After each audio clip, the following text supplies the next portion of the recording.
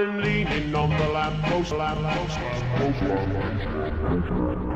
Hello and welcome to the LampPod. It is me, Sam, and you, Neil. What's up?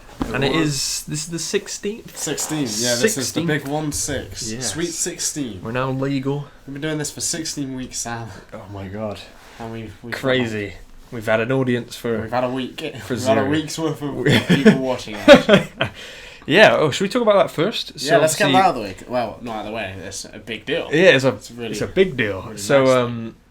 you know, it's kind of bad because I almost forgot to mention it when we were discussing what to talk about today. It was sort of. Oh yeah, neither of us had said. I mean, we've had a week's worth of constantly thinking about it, so I suppose it wasn't really on the agenda. But yeah, so hello anyone who might be a new subscriber. What's our subscribe? Yeah, I believe it's 239, I think. Oh, aye up. But yeah, when we made our LampPod last week, we were at like 30, I think, which is hilarious because then we uploaded it a day later and we already had over 100 subscribers and we had like thousands of views.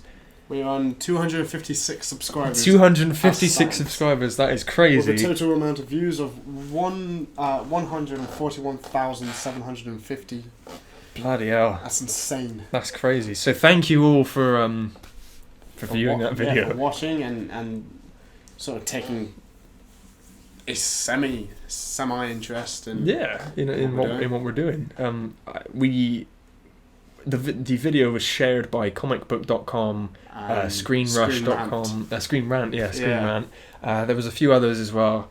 I don't think Cracked. I thought Cracked did. I don't know. So there were a bunch of shares, and there was a lot of Facebook shares. I noticed on the analytics as well. Just from sort of just people. Yeah, or where the traffic had sort of come from, embedded videos. So that was cool. So thank you everyone for that. I keep checking the Twitter. And it's just like every notification is this guy liked your video, and it comes up as their tweet like I like this video on YouTube. Which is that's really nice though. Yeah, it's At crazy. least getting some sort of response out of it. Yeah. Yeah, I mean, from a video that took you what 3 weeks. Yeah, a lot of sort of more thinking about it than actually doing it. Yeah. So but my biggest advice. Yeah, at least hopefully this will. Cause I mean, Sam does essentially all the editing for the videos. I mean, I do the rewinds. Yeah. And I do the thumbnails, but Sam does all the actual sort of any animation or anything that you see. Yeah. This video, that if you are watching along right now, this will just be all of Sam's work where I show up and have a chat at his house for a while. Yeah, I'll just put some images in there. That'll do. I barely do anything. Yeah, you come here every week. I'm a co-creator. Co-man. Yeah. But yeah, it's just been a mad week of just sort of like we would go to bed and it would be on 200 views. Yeah. We woke up the next morning, it was on 11,000. Yeah, that was a weird like day. So I went to bed that night and quite late as I often do. Yeah. I looked at him and it was like oh, you have 350 views. I was like doing well. That's very good in what 12 hours, and then I woke up and better than what we usually get. I woke up quite early as I often do as well. And it was like, you have 10,000 views. I was like, what the fuck? And I sort of looked at it, and I was like barely awake. I looked at it, and went to the toilet, and I came back. I was like, that can't be right. Hang on a minute. Wait a second. What is going on here? I'm yeah. pretty sure that night, when we went to bed that night, it was on 20,000. When we woke up, it was like 55,000. Yeah, it just kept. Kept going. The intervals were ridiculous, and I think it was a lot of American views, which probably helped. The time differences and stuff.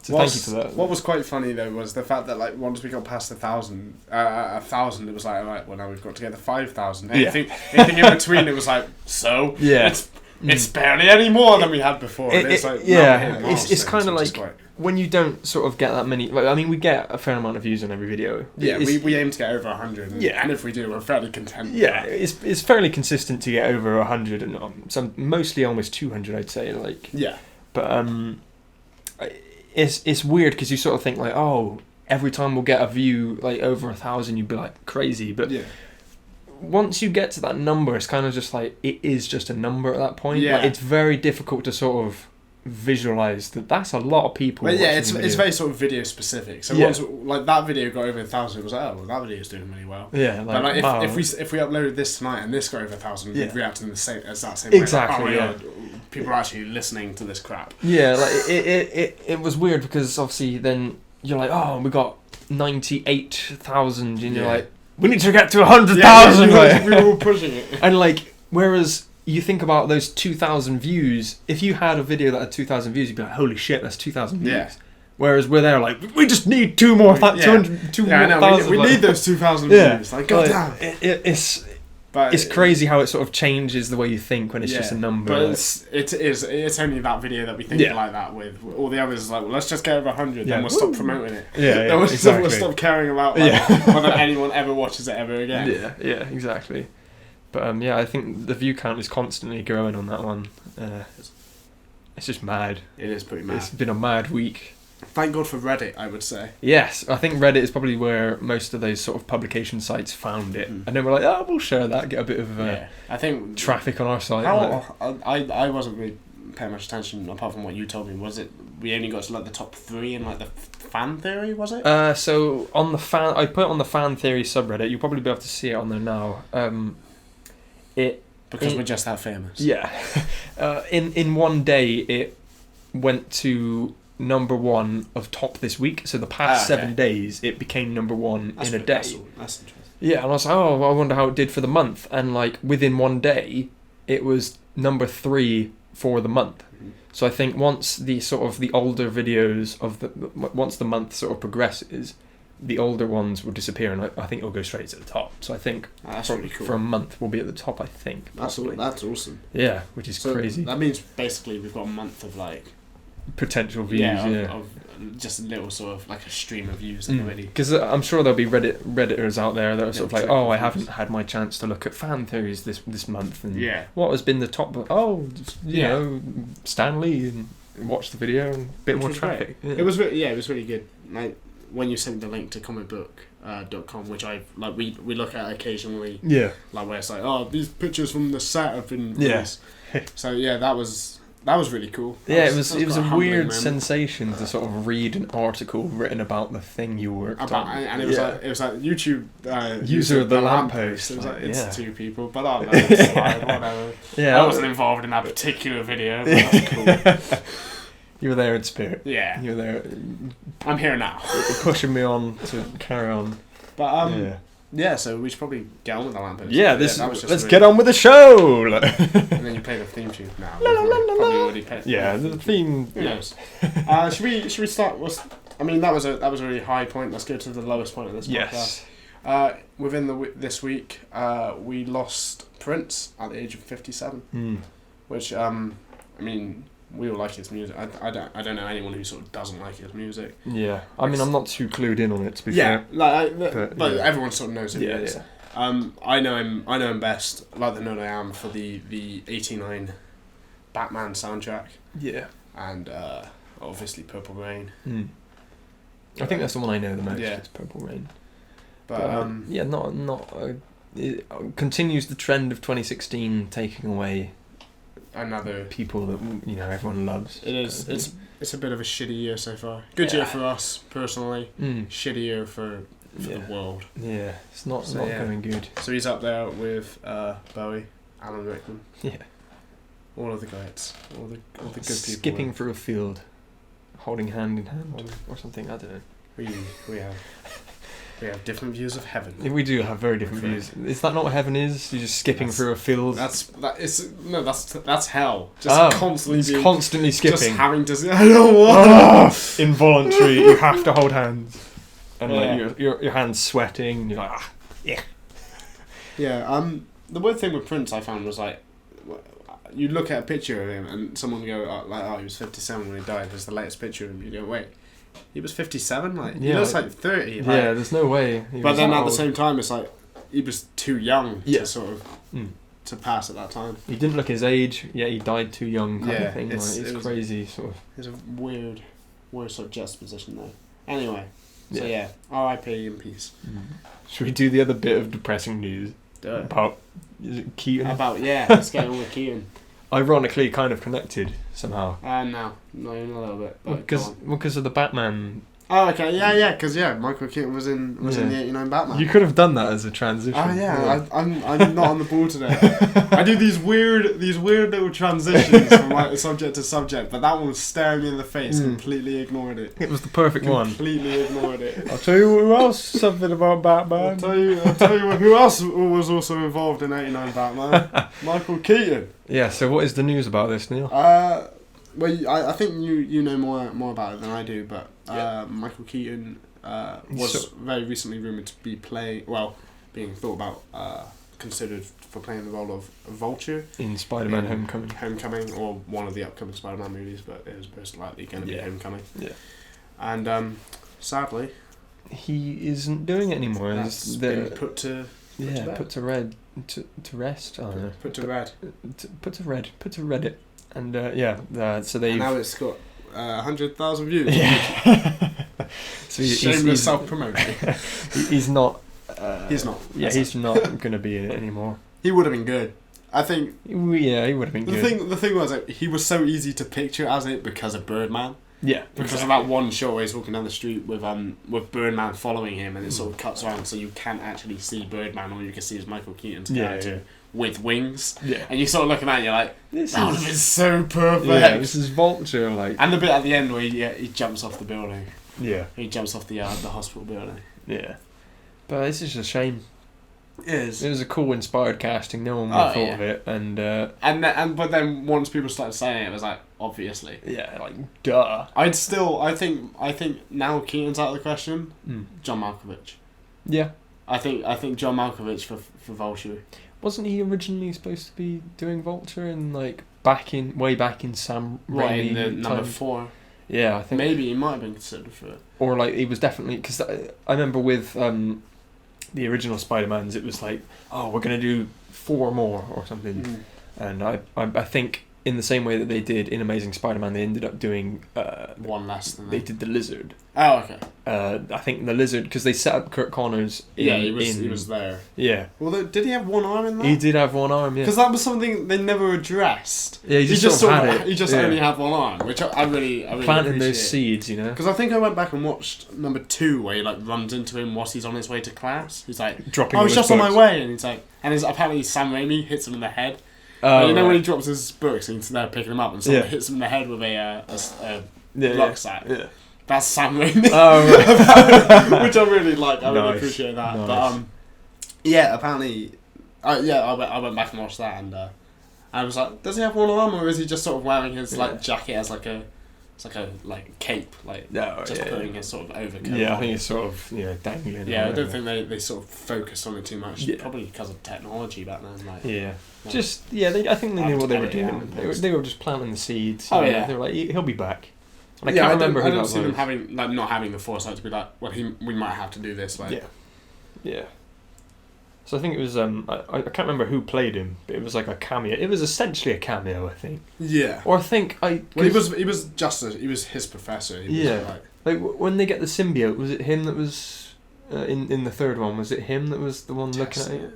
Like, yo, bro, this is alien. He doesn't speak. I feel like he takes it to Connors, who. That's cool. I'm pretty sure Connors like compares it to something lizards do. Or something like that. I feel like he's like, oh well, it's very he's so obsessed. It's sort of like a mucus that would be left by lizards or something. Yeah. I feel like there's like a little Easter egg in there. A nod to it. But yeah, I would have really liked to have seen Michael Keaton. Michael Keaton because Michael Keaton up until Birdman was very much the character in Birdman was very much this old superhero.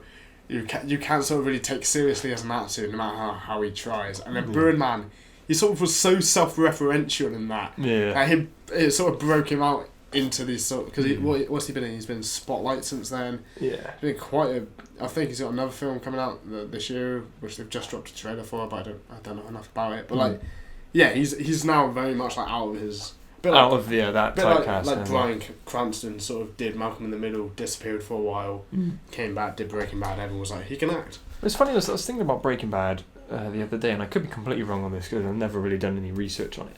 But I've seen it twice all the way through. It's more about like pre-production before they made it, and I'm pretty sure I remember reading that, like, when they were originally sort of designing it, they were like, oh, it's going to be a dark comedy. And I'm pretty sure the first season is kind of dark comedy or something. Or, like, not, like, in-your-face funny, but, like, there was supposed to be dark comedy elements of it. Which makes me think, is that why they got Bryan Cranston, and then it slowly became a very serious sort of Bryan Cranston drama. Disappeared for a while because he didn't want to become typecast as like Malcolm in the Middle character. Right, yeah. So he sort of turned down a lot of roles because he was offered a lot of sitcom, like, you'd be great as this like quirky dad. Yeah. He was like, well, that's not like, I don't want to do that more anymore. That. Like, I've done that for 8 years or however long that went for. I don't want to limit myself to that. Yeah. And then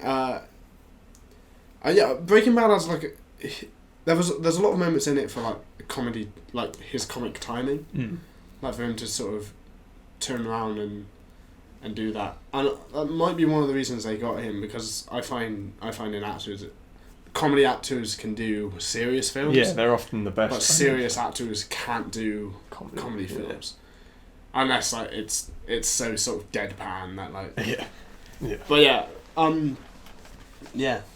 I'm gonna miss Michael Keaton. Yeah. I mean, I've never seen him as Vulture, but I'm gonna miss him. Yeah. It was an inspired casting. Baby, come back. Speaking of Spider-Man: Homecoming. Yes.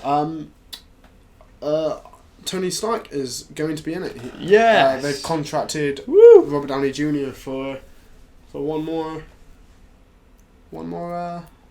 thing appearance in Spidey. I don't know. Yeah.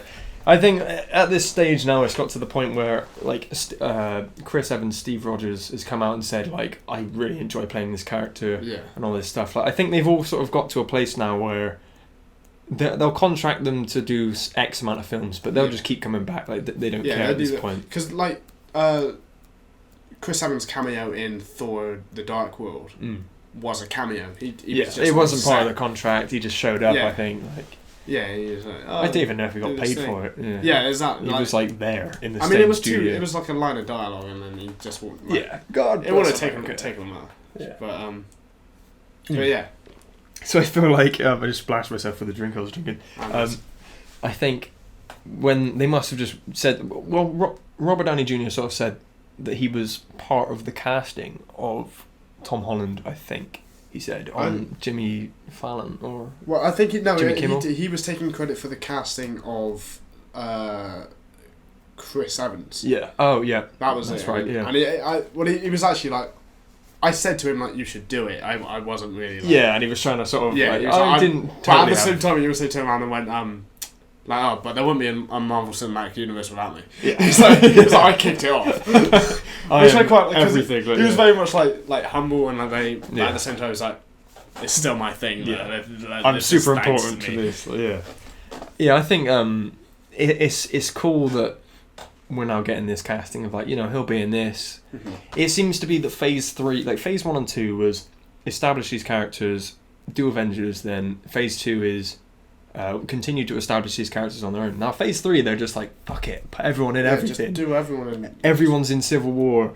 Hulk with Thor in Ragnarok. Yeah, and Spider-Man like get Iron Man in. If Winter Soldier had been in phase 3, maybe like later on. Yeah. Which it shouldn't have been. It fitted really well. Yeah. But you would have seen like Tony Stark working on the aircraft. The air carriers, the Quinjets. Yeah, like actually working on them, but hey Steve, or and stuff like that. Yeah, like there would have been more sort of cameos and stuff in it, but they were probably very cautious with like the Winter Soldier and stuff. Like we want to still make people remember that these are standalone characters. Yeah. Because obviously this was straight off the back of the Avengers, and everyone's like, well, will anyone care about standalone movies again after this big sort of ensemble? They proved them. Which is sort of wrong. What Black Widow sort of is. She is the loose thread that you can just sort of put through any movie, and no one would be like, well, why isn't everyone else there? Like you can have Scarlett people are like that, but at the same time you're like, well, you just gotta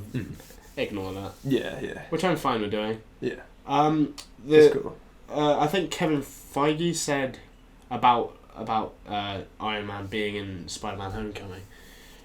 He turned around and said, a civil war establishes a key relationship between Tony and Peter, and Homecoming will continue that thread. Yeah. Which is a direct quote. I have quotes this week.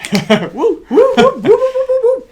I think which I really like. Yeah, it's been rumoured, or heavily rumoured for Civil War, that the suit, the cool-looking high-tech suit we've seen in the trailers, will be designed by Tony Stark, which makes sense because it's kind of a callback to the Civil War comic where he made the Iron Spider, that kind of thing, which I really like.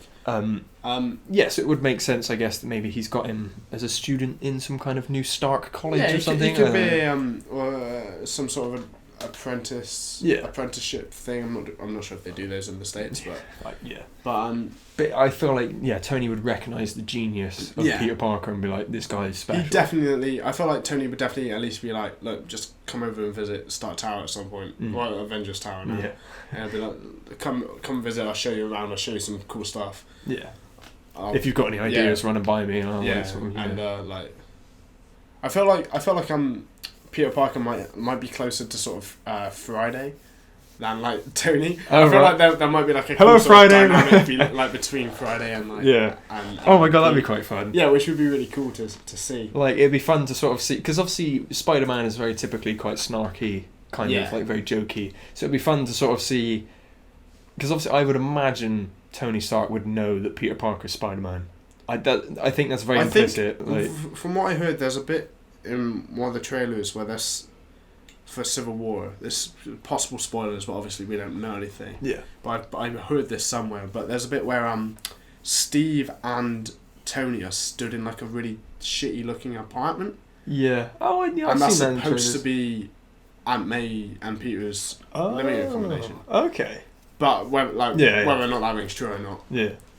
That'd be I don't know where I picked that up from. Yeah. Or that might just be my own theory. I mean, there's so many theories. Theories. Yeah. If that is true, then they probably will know that it's Pete and Spider are the same Which person. Doesn't surprise me in this universe. I feel like everyone's going to know. What's Paul Rudd's character? Hank? No, Scott Lang. Yeah. Will be is going to be Ant-Man. Yeah, there are no secret identities. Exactly, which is why Civil War is a bit Spider-Man to the world and Ant-Man to the world. Yeah, but in the sort of the what isn't S.H.I.E.L.D. anymore, they're all going to know. Yeah. There's a tight knit group of sort of family that can keep. Well, you know they're going to know who Scott Lang is just from the end of Ant-Man. Yeah, just from the fact that Anthony Mackie knows where to find him. Yeah. We're looking for a guy. Sticking with Spidey, Kevin Feige came out and said something recently which you know more about than I do. So yes, he said... what did I say he said? He announced that Marvel Studios indeed do have full creative control over the Spider-Man Homecoming movie. So it is... Thank God. So it's Sony. It's a Sony production. It's a Sony I guess marketed sort of production. Sony will probably gain a lot off of it. It'll be Sony and Marvel both on the sort of above the. Yeah, the I think it would be kind of like how there was this weird sort of middle time where Marvel had been bought out by Disney, but Paramount was still distributing it, distributing certain films. Do you think it might sort of start with, or like trailers might be like, Marvel Studios presents a Sony production? Yeah, something like that. Spider-Man Homecoming. Yeah, like partner in a world. Yeah.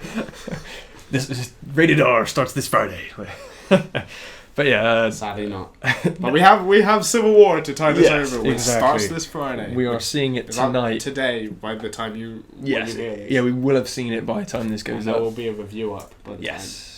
Yes. But which is crazy. That's come around so fast. Thank God. Let's get back to this Spider-Man thing.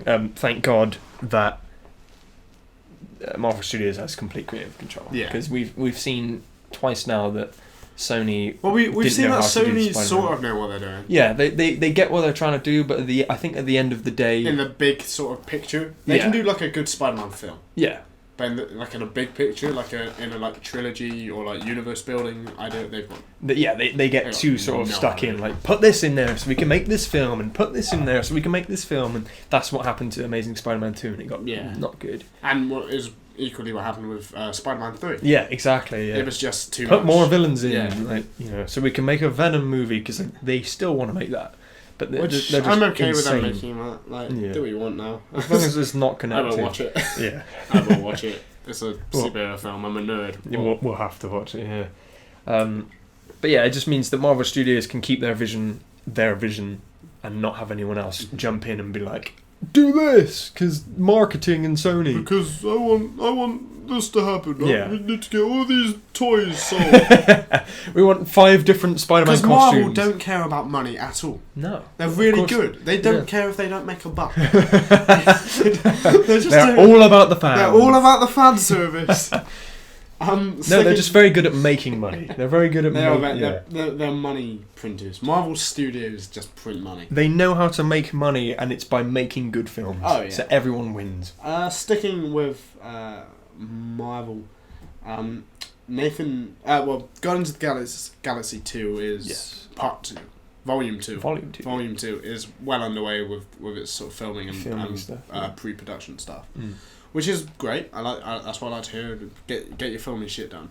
Yes. I remember it was about this time last year that like they were just going in to start filming like Civil War. Yeah, I know. And everyone was like really excited, like, oh, we see them in these countries filming shit. Will we see Spider-Man or whatever? Yeah, in I'm not even sure it was confirmed. Yeah, I don't think it was. Yeah. That's quick. Man, that's mad. But on the set of, they're obviously doing some sort of Earth stuff. Yeah, this could come as spoilers, maybe. But obviously we don't know. We just know that there are set photos of a setting on Earth. Which is some sort of American town. It looks like quite an old American town. Yeah. Now the theory is sort of 50s like vibe. It could be set in the past, like the opening of Guardians. But then what we're going to talk about, which contradicts it. Yeah. Quite big. So the big sort of... It could just be an old school looking set. Like, yeah. I mean, you get that in the States. So the news is that on this set, what look to be Easter egg posters that are probably going to end up in the background of a shot. Yeah, or even like just skimming past like that. Yeah, like just pan a wave through it, like, and it's Nathan Fillion. Who is Firefly? Yeah, he was in Firefly. He's been in, I think he was... Castle. It's a Castle. good TV show. Yeah. He's also in Dr. Horrible's Sing-Along Block, which is that thing. Joss Whedon's musical, which is an online... I think they're quite good friends, Joss Whedon. Yeah.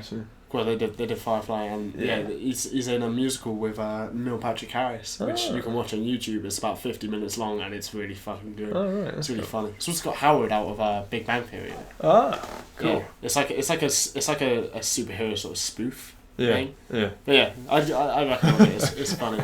Yeah. Music's good in it as well. But yeah, he's been spotted in these movie posters for. And it says starring what was his name? Simon Williams. Yeah, so starring Simon Williams, but it is Nathan Fillion playing Simon Williams, who in the comic books is Wonder Man, who is some kind of really overpowered superhero, I think. But what's cool because it's a shot of like an old school American sort of cinema / theatre, depending on sort of regional dialect. Yeah. But yeah, it's this big movie theatre. And you've got all these posters, and all these posters is like, is Simon Williams in these different movies? Yeah. And I think the old-timey sort of text on the cinema actually says Simon Williams Film Festival. So it's a festival about Simon Williams' sort of films. And one of them is it's Tony Stark. Yeah. Which makes us believe that it's set in modern day. Yeah, and which is the sort of contradiction. Yeah, and like the poster is based very heavily on Steve Jobs. On the Jobs, the Michael Fassbender Jobs movie. He's even got the turtleneck. Yeah, he's got like a big one, and he's like tucking his head into like his like hand, like crossing his arms and stuff. Yeah, it's a cool like little like you'd think like wouldn't they go for something different if it was... We're talking about Tony Stark here, like billionaire playboy. Wouldn't the movie have a different kind of style and tone to it? I don't know, I like it. Yeah. It's funny. So, do you think Simon Williams will show up in the movie? Or do you think this is just a sort of Easter egg setting up something in the future? Not in Guardians, I don't think. No. I feel like maybe he could sort of be at like a party that Tony throws or something in the future, maybe. Yeah, like, oh, thanks for portraying me in this film. Like. Or like Tony has to go to the premiere for a movie, like about his life or something like that. It would have made more sense for them to do it about Howard Stark. Yeah, I can see that. I felt like that would have like But I mean, they like Marvel like having questions, and this isn't even. It's not even a question they need to answer. No, they can just chuck it in there. Yeah, this is just like someone being like, "I'm making a movie poster." That'd be quite funny. Yeah. Maybe it's a different Tony Stark. Who knows? Yeah, the thing is about Nathan Fillion is I think he's a really good friend with every kind of nerd director. Like James Gunn is a very sort of nerd director, and Nathan Fillion was in Guardians of the Galaxy. Do you know about this? On when they go nowhere. When they go to the kiln in the prison. Oh, okay. And, he's the big guy. The big brutish prisoner who's like the one who gets his nose down by a group. He sort of I think he rubs his finger along one of the characters. Yeah, and then, Groot steps in. Yeah. No, it's Chris. It's Chris Pratt. It's Star-Lord. Yeah. Like, strokes his face. He's like, pretty boy. That's it. He's like, this one is our booty. Yeah. You want him? Get through us, or something. He says. Yeah. But yeah, so he's been in the Marvel universe before, so it makes me kind of think like, will Nathan Fillion become a joke in the Marvel universe where he just shows up as different characters? Well, I wouldn't like him to sort of be a cameo in sort of every sort of Marvel film until like Stan Lee dies. Yeah. Like if Stan Lee died and you needed someone to sort of like maybe Nathan Fillion could do it. Yeah. I think at that point they'd start doing Kevin Feige. I'd like to see Feige start appearing in these films because he deserves it. Or Joss Whedon. Or Joss Whedon, yeah. Like, that would be quite cool. Yeah, because he sort of kicked off really the big sort of. Or even like Jon Favreau. Back again. Happy Hogan shows up in every film. And I'll make a new theory about Happy Hogan. You know, I was thinking about this. This is sort of sticking with Marvel. Yeah. Iron Man 3. Right. The end of it. Don't say what I think you're going to say. What? Well, no, carry on with what you're going to say. Well, Gwen Stacy falls... fucking Gwyneth Paltrow? Gwyneth Paltrow. Pepper okay, Potts. this isn't what I thought you were going to say. Pepper Potts falls into the fire and you think she's dead, but then she's got the superhero serum that he then, like, fixes. Yeah. Why did they save her? Because since then, she's done nothing. Yeah, she hasn't appeared in the film since. I don't know. Like, they could have killed her off. I know what you mean. It would have been more effective. The impact would have been better. It genuinely blows my mind as to why they did it. I was thinking about it. I was like, she's had nothing except from like that little spat between Thor and Tony. Yeah. The testosterone. Yeah. I don't know. You don't want to kill off Gwyneth Paltrow, do you? I don't know. If she's not doing anything.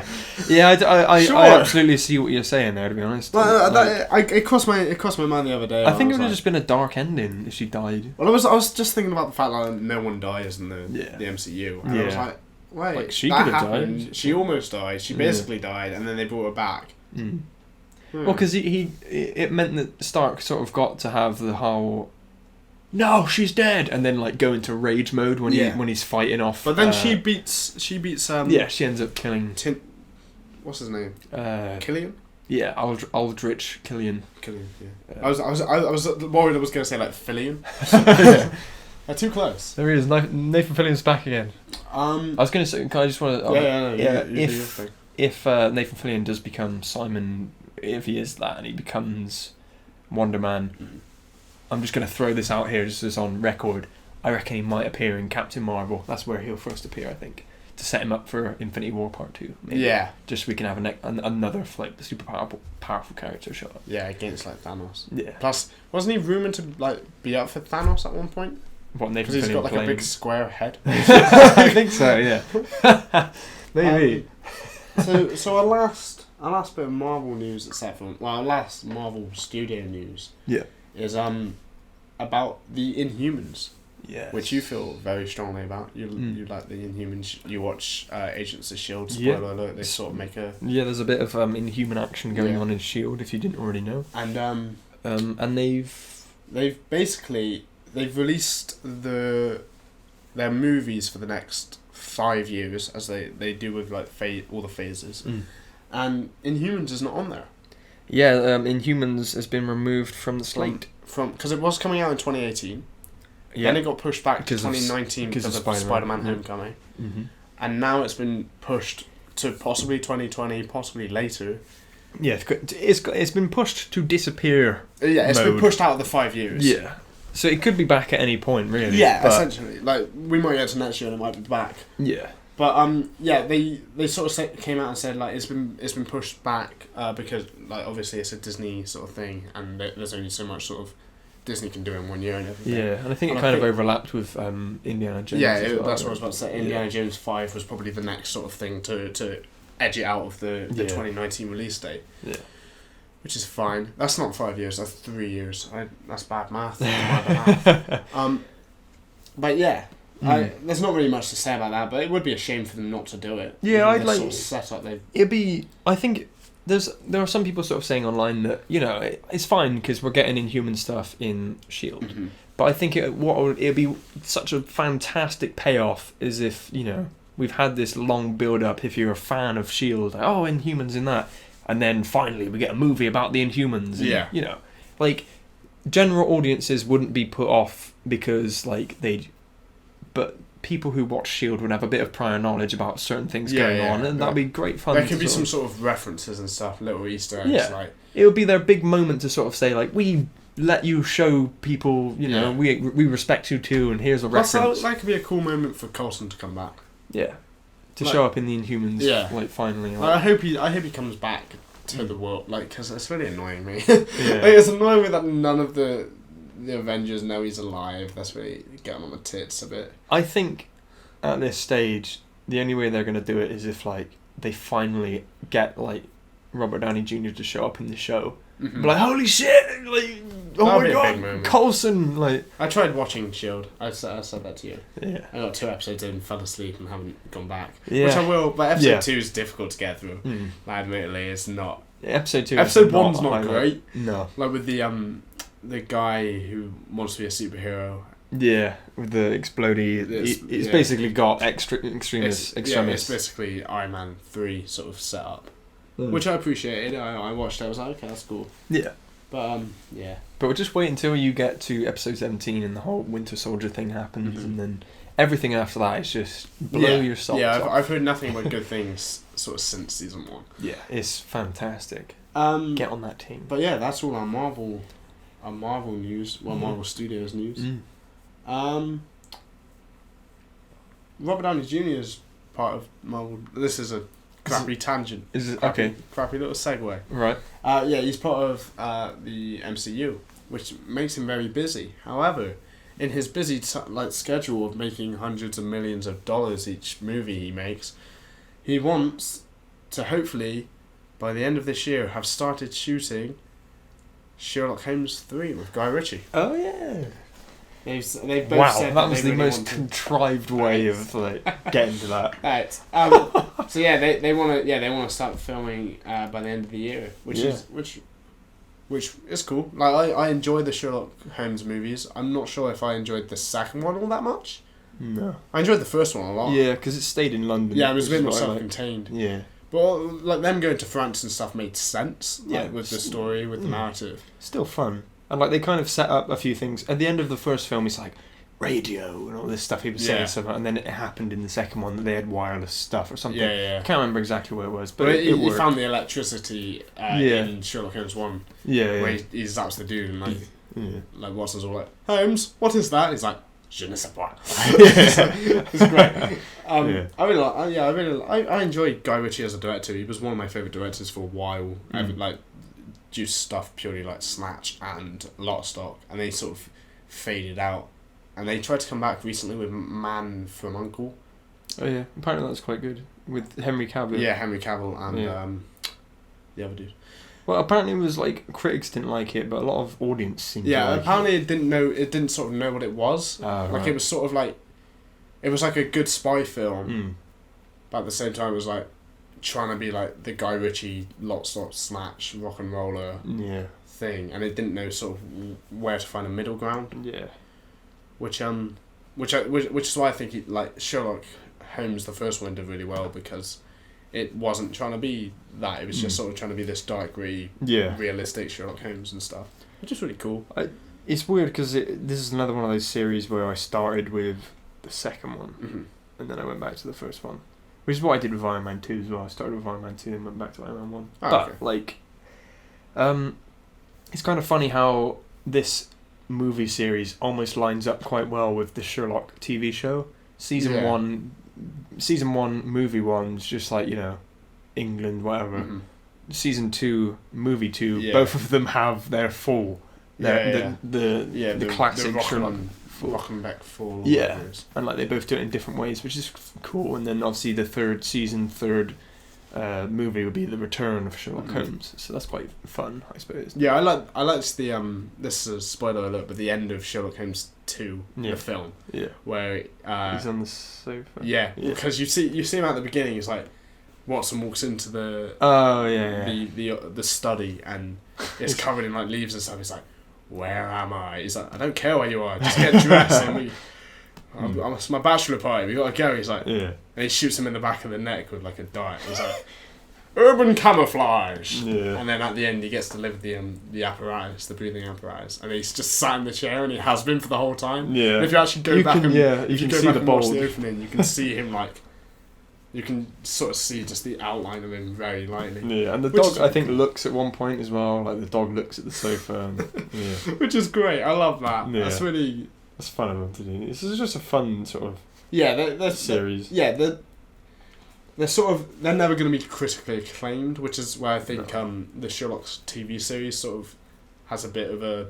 advantage. No, it's a bit more sort of penalised by a lot of people because it's so sort of like not evolutionary, but they're trying to break new ground with what they're doing. Yeah. And it's sort of it's rated by everyone, but you can sort of nitpick it. Yeah. Whereas the films are more just fun. Just like let's have a bunch of fun, fights, bit of detective work, Like, I enjoyed the fights. Yeah, the fights are great. The fights are so good. And the thing is, apparently, I haven't read the Sherlock books, but I have. I've read 3 of them. But like, there's always bits like, like Sherlock says there was a bit of a kerfuffle, and like, there's no way you could get away with that in a film. Like, you couldn't just have Sherlock be like, "Oh, we had a fight." Well, you want to see the fight, like, kind of thing. Well, that was the thing I liked about it, was they addressed his drug problem. They addressed the fact that he sort of was very sort of streetwise, and he like would have been trained in boxing and stuff. Like in the fighting pits. That's fun. I love that scene. Which I really like, and the fact that he bets on himself, and stuff like that. You see him just walk up to the guy, take money out of his jacket, put the thing down, and take a bottle of whiskey. Or whatever. Cheers, lads. Like. And which is something they sort of started to reference in Sherlock in season 2 when he goes into the heroin. That was weird. But I was happy they brought it in because that's what like gives him that heightened sense, which they then sort of got a bit preachy with in the Abominable Bride. Yeah, it's like, Sherlock, how much have you taken? What's this a list of? Yeah, the last week? No, today. What the fuck? Like, I was like, shut up. Yeah. Like, just let him do drugs. Let him be. If you want to do drugs. We support you. The Lamppost. Do drugs. And by drugs we mean only if you get prescribed them, and you I don't know. So don't do drugs. Drugs. Sherlock is Stephen Moffat. Moffat. Moffat. Doctor Who was Stephen Moffat. Now it's someone else. Yes. Who is Chris Chibnall?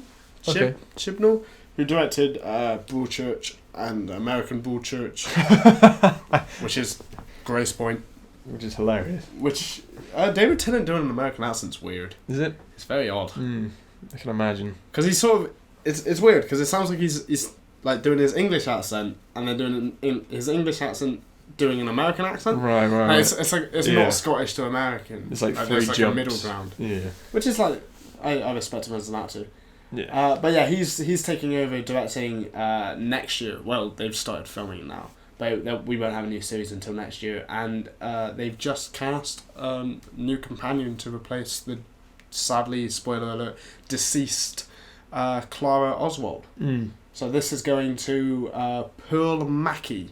Yes. Who is going to be playing a character called Bill. Yeah, she's got a very she's very sort of... Is East it Cockney? London? Yeah, East London, yeah. At first it sort of grated on me at the start of the video, because the video is about 2 minutes long. But by the end of it I was kind of like, this could be charming, I suppose. Like, it'll be kind of different in that she it's almost like she's fourth wall breaking, but it's not. It's just she's very sort of self-aware about the whole series. Like, they've got suckers on their arms. Daleks. Like, so is there one at the back with two suckers who's really hacked off? Yeah. Which is quite a funny line. Yeah. The thing I like about this was like Stephen Moffat got very dark and very serious and very sort of like fucking like up his own ass. Trying to be too clever. Yeah, and which is one of the reasons I stopped watching Matt Smith. I went back and watched it and it was quite good. The payoffs were all very good. And I started watching Peter Capaldi. Watched the first season, couldn't make it through his second season.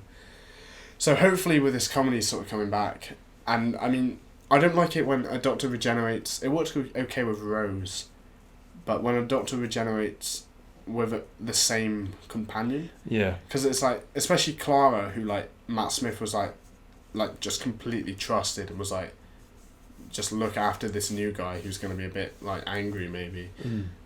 And now this, he's like, it's going to be a completely new interaction with his companion. Yeah, so this would be Capaldi's first actual partner, I guess. Or whatever, this would be his companion. Yeah, like no one else has had this companion before, sort of thing. I mean, cool. I'm not really a Doctor. The only time I ever watch Doctor Who is when it's a Christmas special, or if it's like a occasion. So an occasion being the 50th anniversary and that kind of thing, like. Yeah, like the standalone, like you don't really need any sort of context for it. Like I'll watch those, but then even then, like half the time I won't watch it properly. No.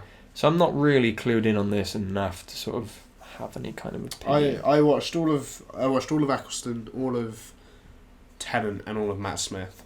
I could tell you basically everything you need to know about Tennant and Eccleston. Yeah. Matt Smith owns sort of like. Well, Eccleston, I guess, is not difficult because it was a season. It was one season. David Tennant had 3, I think. 3 and then like a year of like specials. Yeah. But yeah, I'm glad Stephen Moffat's gone.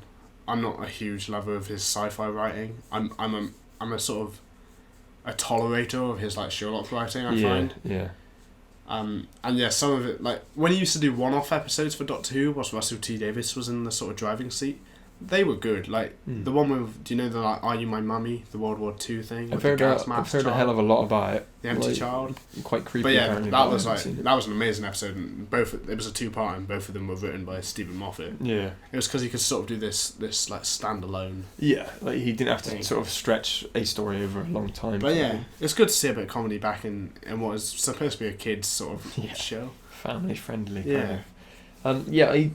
I thought, I've always sort of, for a while now, I thought it was a bit odd that two of BBC's big properties, Sherlock and Doctor Who, both were being gunned by the same guy. Yeah. And I thought that felt dangerous to me. Like, why would you sort of put all of this on one guy? Yeah. Even maybe if BBC trust him to be good, there's still too much work probably for one guy. Yeah. He's a good writer, but not for Doctor Who. Not for Doctor Who. Yeah, it'd be good to get someone else. Yeah, for sure. So, almost to the trailers. So the only thing we've got left to talk about is the Terminator franchise. Okay. Which is apparently being continued. Oh God. But the only thing, they're trying to continue it. They're doing their best to sort of continue it. However, sweet Jesus. Emilia Clarke from Game of Thrones fame. Mm-hmm. Everyone loves Game of Thrones. I don't know anything about Game of Thrones. She played Sarah Is it? She's played Sarah Connor. Sarah Connor, that's it. But she's apparently come out and said, I think it was while she was doing press for Thrones, I would imagine. For Game of Thrones, yeah. She came out and just went, I'm not doing Terminator again. I refuse. Which is good on her. Great. Good going, girl. You have your own points of view. Because why would you ever want to be in a terrible film like that? Let's be honest. Well, I can see the scripts being good. And then it just gets handed to a director who's like, I kind of know what I'm doing. Or the studio looks at it and they're like, you need to make it this. We need more J.K. Simmons. Which you can never have too much J.K. Simmons. You can never have too much J.K. Simmons. We need more Arnold being old. We need to get Jai Courtney. We had crickets there. Yeah, we should definitely add some cricket. I could hear that. It was almost as if I could feel the crickets. Like, I was going to do my best cricket impression, but God knows. I can't do it. Yeah, exactly. You just can't do it. Yeah, it's impossible. But yeah, that's basically all there is about that. Good job, Clark. Yeah, good Well done. Woo, Clark! Did you watch the episode of Game of Thrones? I don't watch Game of Thrones. Yeah, of course you don't. I don't know anything about it. Feel free to talk about it. I know nothing. It was alright. Was it good? Yeah, it was alright. Good. I hear it. Like Game of Thrones, something that always puts me off about it is like it's got very sort of like you'll get a couple of like episodes, and then you get like the fucking yes, and then you get a couple of episodes. I can understand why you would think that, but I think people aren't really explaining it well enough. Like, so that it always seems to be episode 8 or 9 is like this big sort of... Yeah, no, I've always heard that like, the Red Wedding was episode 8 or 9. Yeah, I think pretty consistently it's been 9, but then last season it was episode 8 where it was like the big battle. Like the second half of an episode was just like a fat battle. That's cool. Up in the north. But I can understand why... Scotland. Like every episode is generally really good. Like there's always like a standout moment. Like Tyrion was on Peter Dinklage was on trial, and he had a fantastic like 5-minute scene in one of the episodes. So they're all good, but I'm pretty sure I saw standout ones at the end. I saw the Honest trailer for it, and I think that was last season. Yeah. Where he's like, I didn't kill him, but I wish I had. Yeah, because I think he got an Emmy for that or something. Yeah, he won an Emmy for the last season of Game of Thrones. Yeah, so I'll get around to watching it. Yeah. I don't know whether to get around to watching that or Agents of S.H.I.E.L.D. Watch S.H.I.E.L.D. Or both. You can juggle both. I'm not doing anything. I mean, I got Thursdays. I just do this for an hour every week without fail. Yeah. Well, with one occasional fail. One fail. At one time. That one time you were away.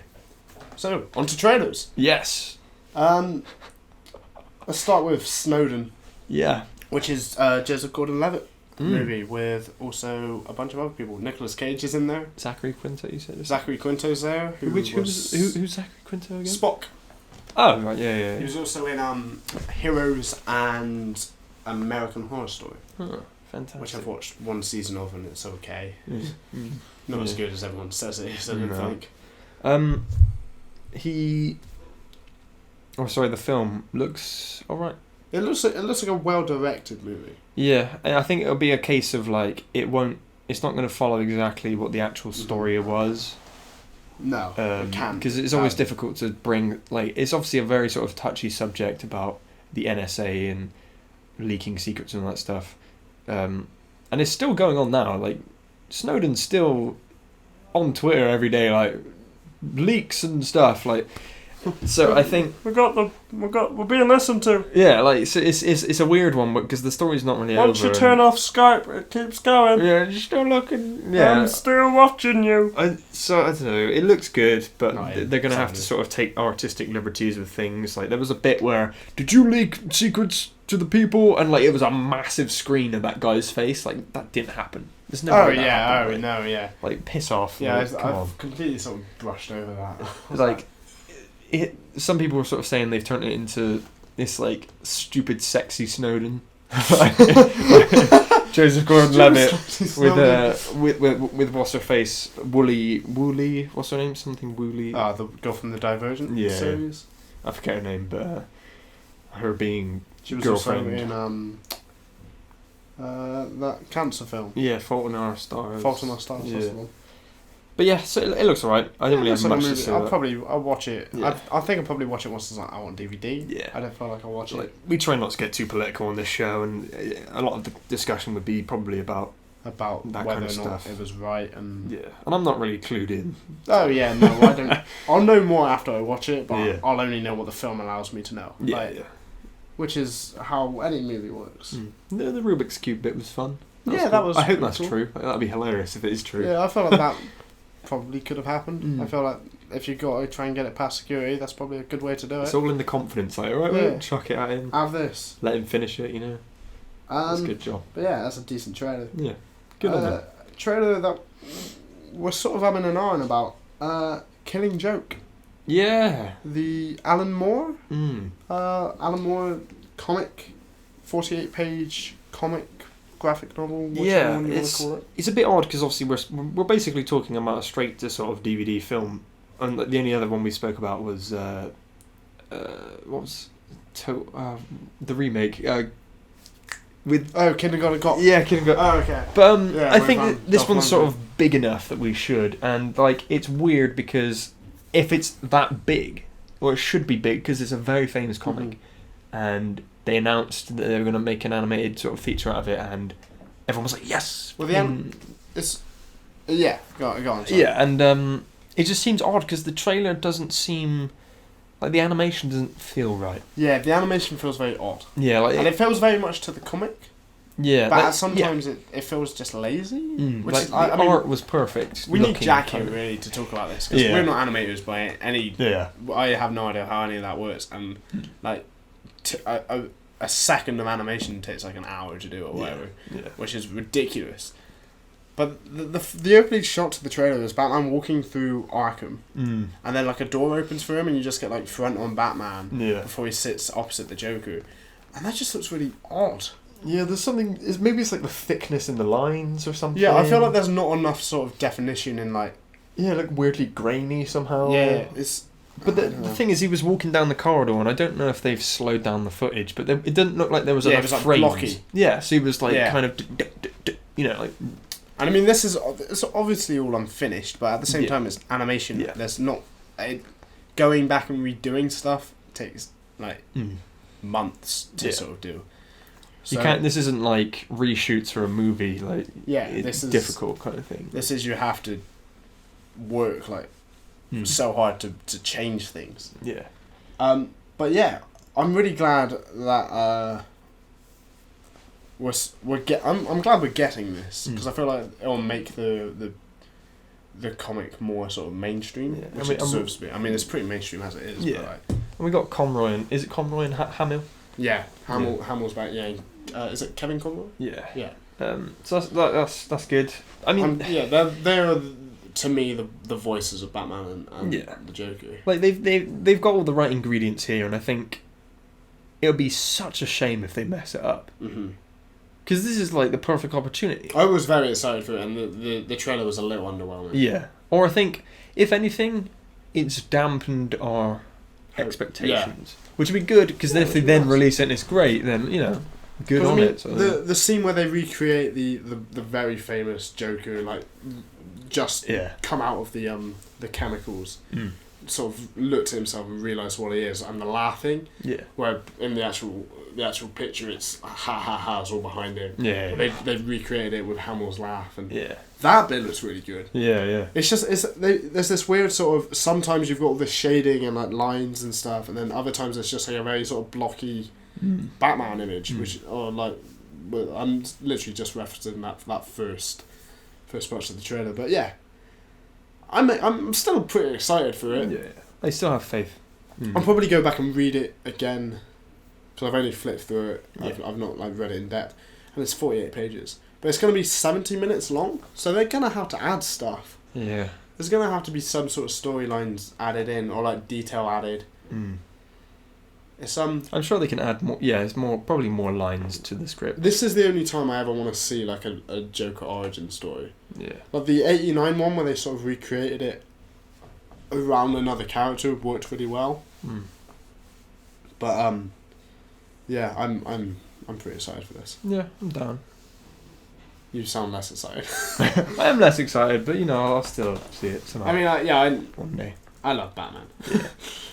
Who doesn't love Batman? Love Batman? Leave in the comments if you don't love Batman. Fuck you, Batman. Let's see. Right, I'm gonna leave this up to you. X-Men Apocalypse or Independence Day. Let's start with X-Men Apocalypse, just so we can sort of split up some superhero stuff. Okay, yeah, that's cool. Wait, is that splitting it up? No, that's putting it all together. No, I mean I meant Leave that till last. Yeah. Okay, so Independence Day. 2. Got a new trailer. What's it called? Independence Day. Resurgence. I want to say Resurgence. I think it's Resurgence. I don't know if that's correct. Yeah. Who cares about? I can't be bothered to Google it. No. It looks good still. It does look good still. It looks much bigger and it looks very futuristic. And I love the line right at the end of the trailer where he's like, "They always get the landmarks." Like, yes, they always aim for the landmarks after destroying the Shard, or I don't even know if it was the Shard actually. No, I said it was the Shard when we watched it. The Shard's the first one they see, but that one's like the. Is that the Abu Dhabi? No, I feel like that's in London. Oh right, I feel like that might be Big Ben collapsing or something. But could it be from Abu Dhabi? What, carried over? Carried. Maybe. Because they said what goes up must come down. Maybe they carried it with it. Because it looks like there's some magnets. I feel like that's the shrine. I don't feel like that's You're talking about the Burj Khalifa. Yeah, in Dubai. The Burj Khalifa. Could be. I don't know. I've not seen the shard recently. No. I think it's actually thicker. it does look. I think it's a lot thicker than that. Yeah. The more I'm looking at it, like, because I'm comparing it to the Burj Khalifa, which I've been up. It's very nice. The view is very good. Oh, okay. Well, I should hope so. It's the tallest building in the world. Massive. Fair play to Tom Cruise for running down that. Yeah. Oh. Fucking Yeah. But I actually watched that film in Dubai. Oh, right. I watched it in the cinema whilst I was in Dubai. No way. Oh. It was great. That's cool. I was like, I just went up that. It's funny. Nice. But yeah, I don't know. Something. Might not even be London. Who knows? I'd say it's probably not. But lots of destruction, which I've been very vocal about in the past. I love it. But I love watching it. Yeah, I think maybe seeing both of these trailers is desensitizing me to it in this film. Yeah, like because there's so sort of because it's what you expect. There's no sort of like, and it's very much in place. This is aliens destroying the Earth. Yeah, like, there was a funny bit where it was like it's landed in the Pacific Ocean. Which bit? All of it. Like it was the Atlantic. But Atlantic Ocean. Like that's mad. How big that thing is. It's not the Pacific. Don't be stupid. That would never happen. Oh God. How ridiculous. Jeez. Gosh darn. Imagine the CG budget on that. Like, yeah. Oh my God. I really like. There's a line in it where it's like, "Oh, we don't stand a chance." I was like, "We didn't last time either." It's yeah. It's very. I'm very happy with it. Self-aware almost. I got some sort of notes I picked up about it. You probably got notes of yourself. Like, you haven't made them. But. Mental notes. So Hemsworth. Which Hemsworth brother is it? It is Liam. Liam Hemsworth, I believe. Because who's the other Hemsworth? There's Chris, Liam, and I don't care. The other guy that doesn't appear in anything. It seems. Yeah. But yeah, so Liam Hemsworth is dating the president's daughter. Well, the ex-president's daughter, the president from the first Independence Day. From the 90s. Yeah. So that's an interesting sort of thing. Like it gives him a reason to be sort of a key character, like a principal in it. Yeah. Which I'm fine with. It also gives a sort of reason for the president to come back into it, I guess. Yeah, I can see that. But I suppose he's the one that's had the sort of experience with this, so he would come back. Will Smith's death looks like it's going to be A in the film and B what looks like it was in the trailer. Yeah. Because there's like one shot where you get the alien aircraft that they've obviously they've kept back, and that's probably the main source of their technology sort of. Yeah, boost. I think with their sort of their online sort of world building advertising, so he piloted like a test. Yeah, like a test of the new technology, and it crashes. Crash. So what you kind of see is a aircraft hit the ground, and then you sort of see a seat-shaped, body-shaped thing fly out of it as it hits the ground and sort of spiral, which looks like it might be Will Smith trying to eject. Which it's not going to be Will Smith. No. We know for a fact he's not in the film because he'd be kind of pissed off that he's wasn't even asked. Yeah. So I think it'd be distant shots. Yeah. But yeah, it looks like they're going to sort of allude to that, which is quite cool. And another thing I've written down here is London, because I mean, wow. Yeah, we never get London in films. Yeah, I think we sort of said about that, like London. Yeah, cool. It's in London. Yeah, I'm glad to see it's not like because Independence Day is a very sort of patriotic movie. Oh yeah, or patriotic or whatever. Yeah, and But yeah, so it's cool to see now it is very much this is against the Earth. It's not just against the USA. I think in the original film, wasn't it like it cut to like the English and they were like, "We've got a pager from the Americans. They've come up with a plan," as if like the whole world is waiting for the Americans to come up for a plan. Yeah, pretty much. We're gonna have to watch that before this comes out. We will. I really enjoyed that film anyway. We'll do a let's watch. And I don't think I've ever seen it on Blu-ray. I don't think I've ever seen it all the way through. I think I've got it on Blu-ray, and I don't think I've ever watched it. Let's do it, man. We'll do it. Yeah, that'll be fun. That'll be a fun little thing for us to do. But yeah, I'm really excited for that film. Good on him. The only person I'm like not glad is back is the scientist who like lived in Area 51 for like his whole life. Yeah, like he should have supposedly died in the first one. Yeah, I don't know. Yeah.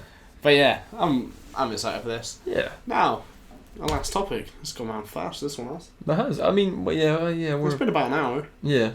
But X-Men Apocalypse. Yes. Final trailer, probably. I would imagine so. They're at 3 now, so it seems like. Yeah. Or was that 2? I think it was 3. I think they had a teaser, then 1, then 2. Yeah. Maybe, but I mean, teasers now are so. Well, we're so close to release. May 25th. Probably. 5th. That number I came up with again. 5th or whatever it was. The 25th. That one. The Taste 25th. Yeah, I can't wait for that. Yeah, trailer looks alright again. It looks. This is the best trailer they've done. Yeah. This one, because we sort of been very vocal about like not really talking much X-Men stuff. Yeah, because it's very sort of disappears in the background. It's very kind of distant. Yeah. But this trailer actually looks pretty decent. Yeah, there was kind of a funny joke in there. Yeah. The Quicksilver bit where he's like, it's like Magneto's my dad. What? You know, they sort of. I know that. It would have been good if it went when a man loves a woman very much. It was very much that type. Yeah, it was. Yeah. Dry wit. The only criticism, or maybe the biggest criticism, would be it's the Gwyneth Paltrow. What am I Gwyneth Paltrow movie. It's the Gwyneth Paltrow. This is why they saved her in Marvel. Exactly. Because it's all the same universe. All these movies, everyone's the same universe. They're different universes. Yeah. They're different universes. Yeah. Stanley. That's why. I'm joking about it. But yeah. We've had a lot of comments on the Stanley theory video saying, "Oh, what about?" Yeah, we've only got true fans listening to this bit now. Yes. So we know the secret. But yeah, it was in Ireland. Yeah, basically, a lot of people were commenting saying like, "Well, how does the Stanley cameo video? How does it link him to Amazing Spider-Man and Deadpool and X-Men and it's sort of all this stuff?" I think maybe some of those people were joking. But hopefully, and it sort of comes to the whole sort of thing that it's very difficult for the studios to sort of explain that like these people are separate. Like Deadpool was not part of. All the universes are separate except from now, like.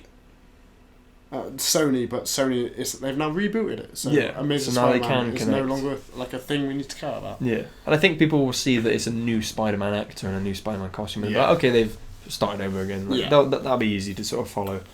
But yeah, what I meant to say was it's turned into the Jennifer Lawrence show. Yeah, and now she's basically not in. We've spoken about this before, but like she's basically not in blue at all in the trailer. No, she's going to be in blue for like that last fight. I think. Yeah. Definitely. But that was because she hated it. She hates the sort of prosthetics and stuff. But then it's like, but it's mutant and proud. Like she's mutant and proud. Yeah, that's her sort of character. And like, I don't understand that. Like, I feel like so much as she doesn't enjoy wearing the prosthetic and stuff. I can understand that. But like, I feel like there's more to it than that. I feel like the studio's like, well. We'll just get Jennifer Lawrence to not be in the makeup because it's Jennifer Lawrence. We've got Jennifer Lawrence. Yeah, we've got to show Jennifer Lawrence. And it's kind of difficult to recognise who she is when she's got blue and orange. Mm-hmm. She does look very like she's got the same sort of facial features and everything, but she does look very different. Yeah, which is fine. But hopefully she's not in it nearly as much as the trailers would lead us believe. Mm-hmm. Hopefully that's a marketing technique. Like, look, guys, come and see Jennifer Lawrence. It's a rom-com. Yeah, and then she's in the film, another Hunger Games. Like an equal amount to the rest of the characters. Hopefully, I'm really excited to see Nightcrawler. I was trying to think if I knew the actor's name, and I was like, no, I don't. Yeah. But I really liked Alan Cumming as Nightcrawler in X2, and I'm really excited to see sort of if they take like inspiration from that to this. Yeah. And Wolverine's gonna be in it. Yeah. Crazy. Okay. Do you think it's gonna be Hugh Jackman? That's what I was sort of thinking. I don't think it will be. Because he's got the one more thing. With he put on Twitter, didn't he? The fist with the single claw is like one more time. Oh right. For what is possibly Old Man Logan. Yeah. So would he maybe cameo? Well, so he's been in all of them, which is why this makes me think. Yeah, this is what makes me think he could be it. But it's just me wanting him not to be in it. But at the same time, this takes place after Days of Future Past, where he looked like Hugh Jackman. So it's not like we got a young. Because I mean, he's looked the same since the Civil War. So it kind of has to be Hugh Jackman. Not the Captain America Civil War. The American Civil the War. actual, the historical Civil War with the mutants in it. Yeah. I think. Now you've said that, he'll be in it. It's going to be Hugh Jackman. It can't not be him. It's going to be bloody Hugh Jackman, isn't it? It would have been cool to see them be like, well, now Hugh Jackman's only doing one more, and that's going to be like the modern day one, and now we're going back to the 80s and stuff. We've got a new actor to be Logan. That would have been cool. That could work. Yeah. But it just doesn't work now. I think canonically does not work. Yeah, I think it's just. This could have been their chance to sort of be like, we can make an X-Men film that doesn't have Hugh Jackman in it. Because he even appears in First Class for that one scene. Yeah, go fuck yourself. You couldn't go a whole film without having Hugh Jackman in it. I was sort of thinking, before this trailer came out, I was thinking yes, they can finally do it. Another thing that I don't like about Days of Future Past. What is it? Which I just remembered. I'm not sure if I mentioned it on this. So my dislike for Days of Future Past is sort of now a running gag. Joke here. Well, I enjoy the film, but yeah. The one bit where he's running and the time is really wrong and all the music's going too slow and but anyway, I'm not going to talk about it. No. Who's even talking about it? No. But it's kind of like having Hugh Jackman in every film, every podcast you have to mention. I have to mention my favourite. No, I enjoy the film, but yeah, another bit I don't like is the fact that Hugh Jackman during First Class, when they walk in, it's like, we want to speak to you about the X-Men project, where it's like, go fuck yourself. Yeah, and then Xavier quotes him and says it wrong. As you said to me all those years ago, fuck off. Yeah. And I'm like, no, he didn't. He's never once said that to you. He said, go fuck yourself. That's all kinds of wrong. But yeah. That's a nitpick. I don't really care about that. No, yeah, me neither. Of course you get it wrong. Of course you get it wrong, but you wouldn't remember. That was 10, 20 years ago. I think it's actually 5, but yeah, it's cool. But it's like yeah, it's cool. Film looks alright. I have a theory about the scene that they keep showing in every trailer, where all the dust is travelling all in one direction, and Magneto. It's all going past Magneto, and he's like, ah. My theory is, if you look in this trailer, you can see a metal pyramid in certain shots, and I feel like having Apocalypse, they explain in the trailer that Apocalypse can sort of upgrade these mutants and give them more power. I feel like maybe Magneto is pulling in all the metal in the area and constructing all hints of metal. Yeah, and constructing some kind of giant monument pyramid of metal. For Apocalypse. So instead of just moving cars and stuff like he sort of does in I don't think we've ever actually been shown the full extent, except for maybe when he lifts the bridge. Yeah.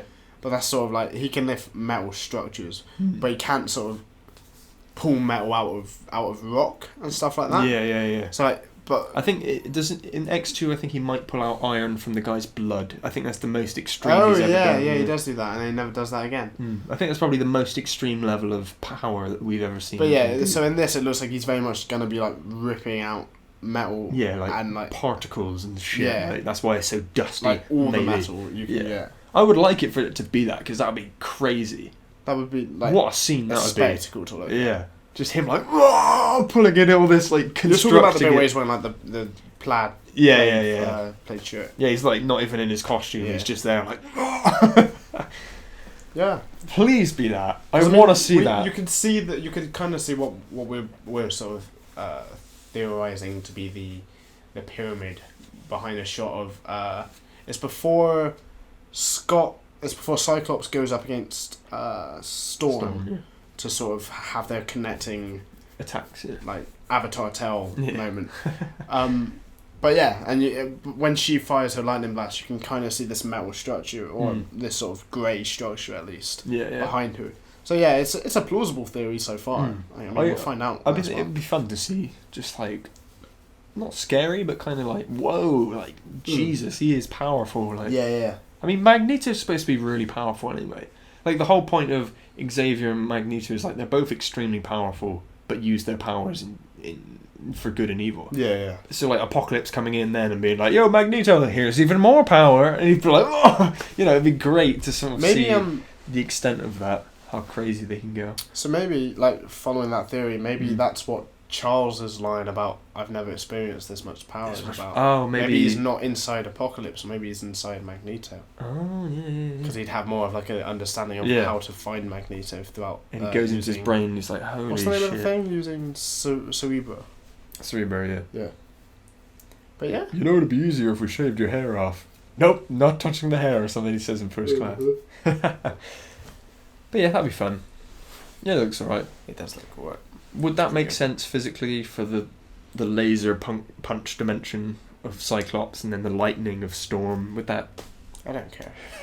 And why does upgrading Thanks, everyone. Angel's mutant powers give him metal wings? Well, maybe he loses them in some sort of battle. Yeah.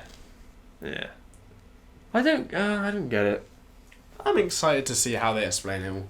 I'm excited to see Jubilee more than I am anything else. Yeah, please show us more Jubilee, because she's in like one shot in this trailer, and she's gonna like be a really cool character. Yeah. I hope. Please be in the film for more than 5 minutes, and don't show us Mystique for 10 minutes.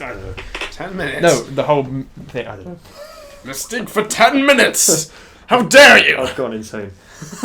So anyway, that's basically what we've got to talk about this week. Yeah. There was also new Spider-Man footage. Oh yeah. Which we're of us have already seen. We're trying not to watch it. Yeah, because we're watching it tonight. And I'd recommend to any of you out there, if you're trying to, not watch it, not spoil stuff yourself, don't watch anything. Just hang in there, hibernate for a week. We watch trailers now because of you guys. Yeah. To talk about them, but so we film. We always say this, but we film this on a Thursday. We're going to record this on a Thursday. Yeah, and it goes up on a Friday. When this goes up, we will have seen and uploaded a review of Civil War. So we're going to go see it in a minute. That's why this podcast, we haven't spoke about Civil War at all, because we haven't actually seen it yet. Yeah. But yeah, we know a lot of you in America, if you are listening. You'll get it next week. Yeah, you'll get it next week. So actually, our podcast next week will actually coincide with the release. Be perfectly timed. So which is totally intentional, and we have contracts with Marvel. We did not just realise that now. Wow, good on us. But yeah, thank you very much for listening. This has been quite fun, actually. Yeah. Hit like and smack subscribe. Spank all the buttons. Just headbutt the keyboard. Right there. Spank it. Ooh mama. If the subscribe button doesn't say ooh mama, you got to just keep clicking it. Keep clicking it. Clicking it. Well, actually no, because then you'll subscribe, unsubscribe, then subscribe. We'll have the weirdest statistics, analytics. We won't know who we've got following. Yeah, so if you are here from the Stanley video or whatever video, thank you for listening. Thank you very much. We hope to see more of you. Thank you very much. Cheers.